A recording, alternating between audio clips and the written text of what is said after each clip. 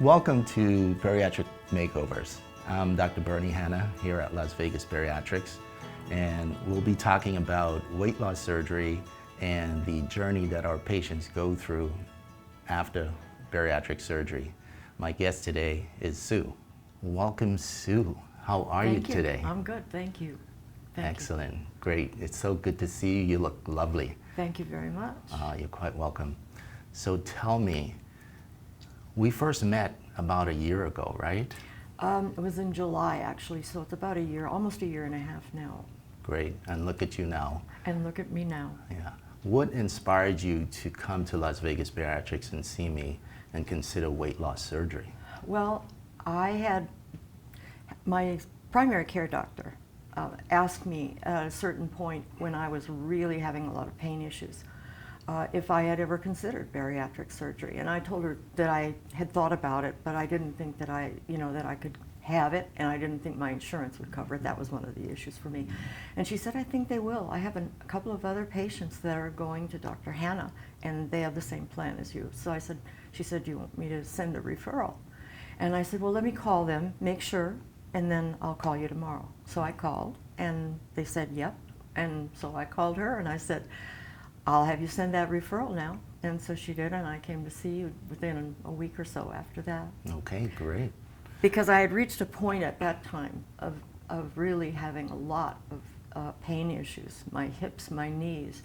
I was using a walker and a cane, and my kids had just bought a wheelchair. Oh, wow. Because they wanted to get me out of the house more because I was becoming a recluse. I was staying home because I was uncomfortable going anywhere. I couldn't have any fun. It was just really an issue where I was becoming very reclusive. So they said, well, if we get the wheelchair, then if we want to go somewhere, or if you want to go shopping with my daughters, we'll put you in the wheelchair, and then you don't have to walk, because I couldn't walk for more than 5 minutes at a time without sitting down. Gee, so that was really a huge eye-opening event for you then, It was. Considering the life in a wheelchair. I know. So what was your weight at that time? I started off at about 241, I think, when I started with you. Okay. The highest I've ever been in my whole life, ever. And I've been a yo-yo dieter all my life. Mm-hmm. I'm a compulsive eater, have always been a compulsive eater. I can remember when I was 13 years old. That was the first recollection in my mind when somebody asked me, and I think it was on the evaluation that I had to fill out the psychological thing, the 14 pages that I had to fill out to see if I was crazy or not, or if I had the right motivation. Sure. And I remember they asked that question, and Right. I remember distinctly when that happened, and I was 13 years old. I was Wow. babysitting for somebody who had a half gallon of ice cream in her freezer, and when her boys went to sleep, Yeah. I ate what was left. There was about a wow. fourth of it gone. Yeah. Then I had to go out the next day, and I remember I had to buy the exact same ice cream, and I had to eat it down to where it was before, so that she wouldn't know. Yeah, I mean and I was 13 years old. Oh, gee. And then it was like that So my that whole was life. the beginning of quite a lifestyle, bit, huh? Yeah, right. And I've been very thin, and I've been very heavy, but the most weight I ever carried was 250 pounds. And currently, what's your weight? I am at 151. Okay, So I'm 10 pounds. I wanted to lose 100. Yes. I'm down 92 pounds actually. That's excellent. And I wanted to lose 100, but everybody keeps saying, I don't think you need to lose 100. Sure. You're thin enough. But I think I would like to be able to meet that goal, and then Right. if I want to fudge a little bit, I can do that. But Yes. I think I'm very close to my goal. So it took a lot of courage to come here and decide on surgery as a solution for weight loss. So tell me about that experience going through the surgery. I thought the surgery was a piece of cake. I mean, really, it was not difficult at all. I mean, it was over so quickly. I remember you coming into the prep room, Right. And then I remember waking up in the room, and I said to my daughter, how long was I in there? And she said like 30 minutes or something like that. Gee. And I had to stay in the hospital for one night because Sure. the surgery or the insurance insists on you doing that. Right. And they were really great at the hospital. They had a great staff there. That's kind of their specialty in that department, and it's wonderful.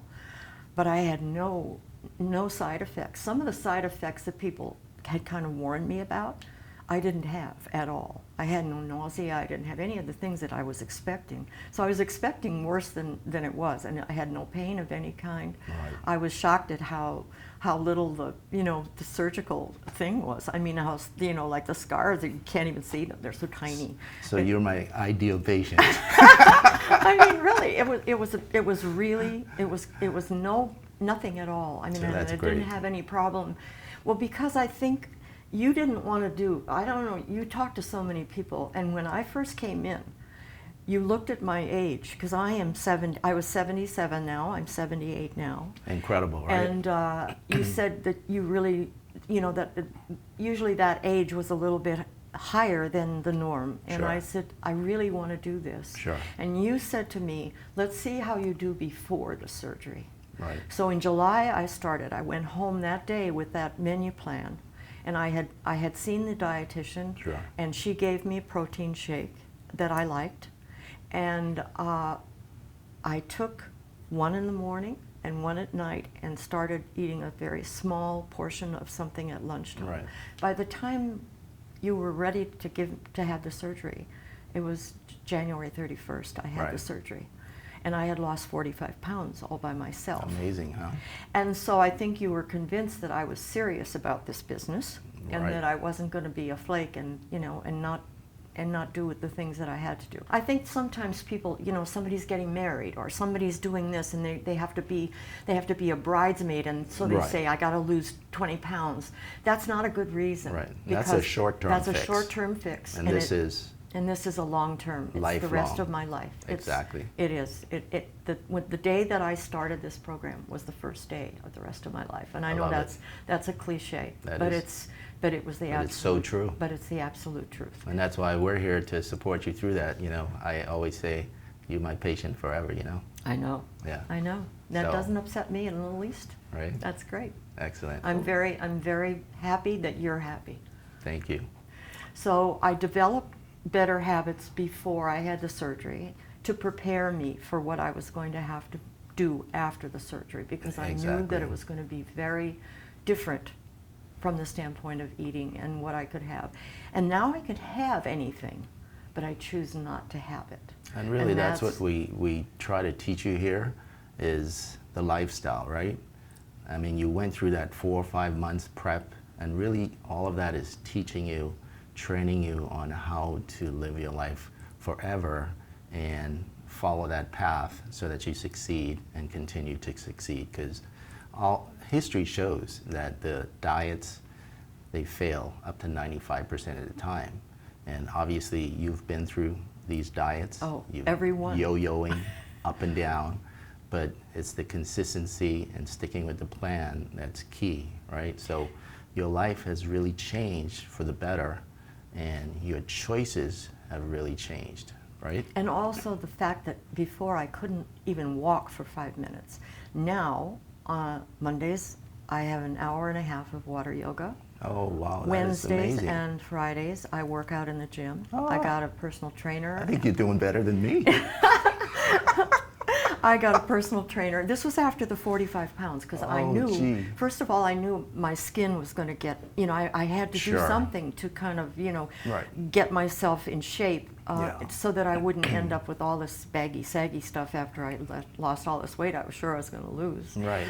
So I went to the gym. I have a really nice one in our community center, and it's got every kind of equipment. And I talked to the manager, and I said, I need a trainer. He said, I'll do that.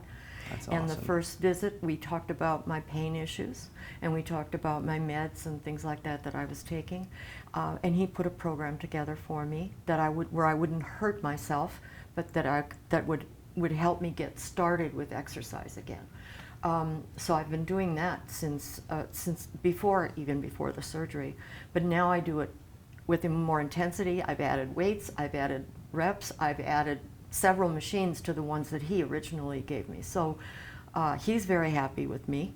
And I'm happy with you. And you're happy with me. And that was important because I don't know why, because, well, first of all, I like you, but I wanted to be a success for you as well as for me. Thank you. Because I think any time that I can be a representative of who you are and and what your practice is and what can be accomplished for people that need this kind of thing. I think we so appreciate that because, you know, our nation is in trouble. Literally 2 out of 3 individuals are either overweight or obese. So you're talking millions of people out there who need a revelation and a change in their life for the better. So your experience is going to be put out there to show how success can be achieved using this surgery as a tool. So not only is this surgery a part of this process, but the diet, the exercise, it's a comprehensive lifestyle change, right? and the support. And the support. Exactly. You know, if somebody tries to do this and they don't have any support, or they have enablers, or they have people that are saboteurs. Oh, definitely. And saboteurs, you know, The I worst. lived with a saboteur for 25 years. Yeah. I would lose weight, he would bring home a box of C's candy. Oh, geez. I mean, that C's is good. That's, yes, yeah. I mean, he That's knew hard. it really was. Or we take the kids out. I had 5 kids, by the way. Yeah. 12 grandkids and Oh, wow. 13 great grandkids. Oh. So, you know, That's amazing. It's amazing. Now isn't you it? get to enjoy all of them. And they have all been supportive. Without a walker. I know, without a walker. A wheelchair. I know. And they're all so supportive. My grandkids and my great-grandkids, everybody. It's like, they call me Lita. I didn't want to be called Grandma because I was too young when I had my first grandchild. Yeah. So I'm Lita. That's and everybody, beautiful. they all call me Lita. So they all say, "Oh, Lita, you look so good. You look so pretty. Oh my gosh, Lita, you lost so much weight." And they're all so supportive. And if a person starts on this journey alone, without any family support or friend support, you need somebody in the process with you. It's a treacherous journey to try and accomplish it by yourself. It certainly can be. Because, and especially like me, I'm a widow, I live alone. Right. I have nobody to look over me and say, they couldn't say when I saw that Domino's commercial on TV and I had Domino's on my speed dial. Right. At 7 o'clock at night, I would see the Domino's commercial and I would pick up the phone and dial Domino's, and at 7:30 I'd have a pizza in front of me. And there was nobody to say, "Oh, you really shouldn't eat this late at night," or "You shouldn't even be eating Domino's pizza." Right. But those are the kind of things that you can do when you're by yourself or when you yeah. don't have the support. Yeah. So even though I'm alone, just knowing all of these people are out there that are supporting me. But I had to be there for me too. You have to want to do this for yourself. You can't want to do it for somebody else, especially somebody that could disappoint you. And that's key. And it is key, because key. if you get mad at that person or you're doing it for somebody and they do something that upsets you, for me, that would have been a trigger to go and grab the ice cream container out of the freezer. There you go. That would be a trigger for me. So you have to obey the signals. Exactly. This gastric sleeve, it literally makes your stomach 1/3 the size, so you have a small stomach there. Very small. Okay, and very also with gastric sleeve, your appetite is less. I have to remind myself to eat. Good. Because I never get hungry. That's I great. have to say, okay, it's 8:30 in the morning, better have my shake. Good. And then I do what I'm doing around the house, or I'm out or whatever, and I say, oops, must be lunchtime, because I don't feel like it, but it's the time. Great. I have to remind myself to eat. I don't get hungry. I don't get cravings for stuff anymore at all. I used to, when I first started this, I DVR'd everything so that I could, because I had triggers. I mean, like I said, the All the Domino's pizza commercials. commercial, that would trigger that, pick up the phone and quick dial. And I hope that's so off of the speed dial now. That's the first thing I did in July of that. When I came away from your office, that's the Okay, first thing I good. did was delete that off my speed dial. Great. There were certain things that I knew emotionally that I had to do, and that was one of them. I had to eliminate those kind of things. So I DVR'd everything for a long time. I have the dish hopper, so I can DVR 16 things at one time. There you go. Great thing. So I DVR'd everything, and then the commercials would come on, and I'd skip Speed past through. them. Now I don't do it anymore. I watch those commercials and I say to myself, Sue, what the heck would you ever have eaten anything like that before? Yeah. Why would you ever eaten Now that you can before? appreciate that. And I look at it with a completely different sense of what it is that I'm looking at. It no longer is a trigger. It does nothing like that triggers me. It just makes me upset with myself sometimes that I allowed myself to use those kind of triggers to Yeah. eat, and that is what it did to me. I hate it. But we didn't talk about my meds either. Oh, yeah. I was taking All the health benefits. I was taking a pain medication. Right. We've cut that in half. Okay. I was taking a blood pressure medication. Okay. That's been cut in half. That's amazing.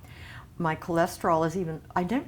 Interestingly, when I was heavy, I was always low cholesterol, but my cholesterol is now lower than it ever was, and I was always under that 200 thing that you're supposed Yep. to be. Now it's even lower than that. That's great. So, but the pain issues, no more hip pain of any kind, no more That's knee pain of amazing. any kind. My back is really bad. There's a lot of degenerative arthritis, so that's never going to be good. But still, All without better. the weight, the pain is much, much less. I mean, really, I don't take, I actually cut the pain pills in half rather than take, and they're only 10 milligrams. So I'm still cutting them in half because I don't need them. That's excellent. So, I mean, to me, that was a big thing too, was the pain issues and the mobility issues and all of that, all wrapped up into one ugly package for me when I started. And now that's all gone. Well, this All is gone. amazing. I mean, you walked in here today without a walker or a cane, so that's a beautiful thing. I You're just a offered different to. person. I offered to lend somebody my wheelchair yesterday. Who said, can give it who away. Said her mother, doesn't go anywhere because she needs a wheelchair. I said, mine's in the garage. You know. That's great. You're welcome to it. So, yeah. Well, I'm so happy for you, Sue. Oh, Thank you for coming here today and sharing your story with us. you're very welcome, and I couldn't Yeah. have done it without you. I couldn't You're have done quite it without welcome. And you'll be an inspiration to everyone else. you. I hope so. Thank you. You're welcome.